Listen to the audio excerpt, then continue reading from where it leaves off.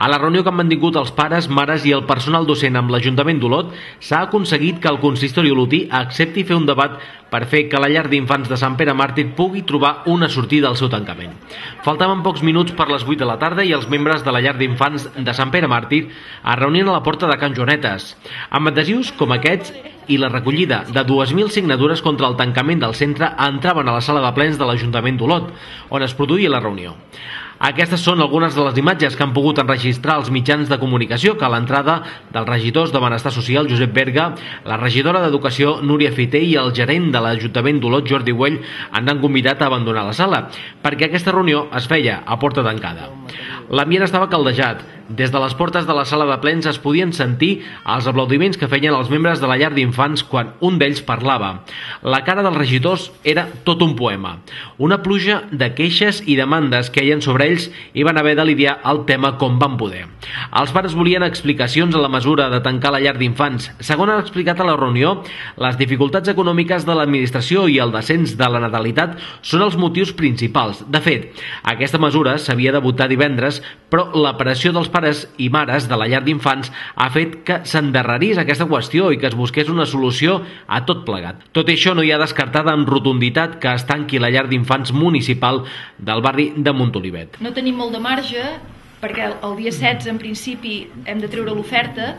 El que passa que sí que hem arribat a un acord amb les famílies de que farem l'oferta de places, però deixarem pendent, diguéssim, l'oferta d'espais, per dir-ho d'una manera. Crèiem que amb les dades que disposem que hi havia arguments no justificables en la decisió, els hem exposat i l'Ajuntament ens ha exposat els seus, no els hem vist clars del tot i llavors ens hem assentat aquí, entre uns i altres hem arribat a un acord, que l'acord ha estat de que es farà una taula de tècnics, de gent de l'Ajuntament, gent docent, directores de llar,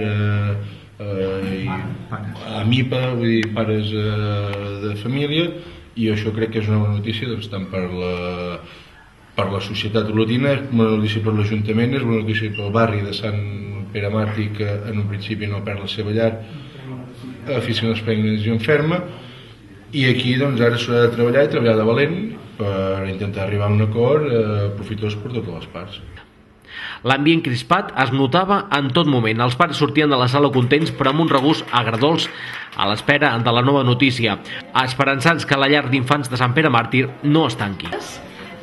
Però deixarem pendent, diguéssim, l'oferta d'espais, per dir-ho d'una manera, no? Això no és conjunt, ja em sap greu, però comencem malament per aquí. No ho dic amb vosaltres, perdoneu, no ho dic amb vosaltres, ho dic amb... No, però és que això necessita un ordre. Escolta'm, és una qüestió logística, no? O sigui, necessitem un ordre, primer una persona i després l'altra. D'acord. Nosaltres podem posar un ordre i després modificar-lo. D'acord. No és... Bueno, doncs un altre pare o mare, sisplau, que parli. Prou. Bueno, sisplau. No m'explico, tinc una filla de 5 mesos que fa 2 hores que va de fiteta i estic histèrica perduda. És aquest el problema. Parla tu sola, vine aquí, parla sola. Pel que fa al personal de la llar de Sant Pere Màrtir, no accepta que es tanqui la llar d'infants perquè tenen por que la seva situació laboral empitjori. De fet, si es tanca definitivament aquest centre, les hores de jornada del personal docent també es veurien reduïdes.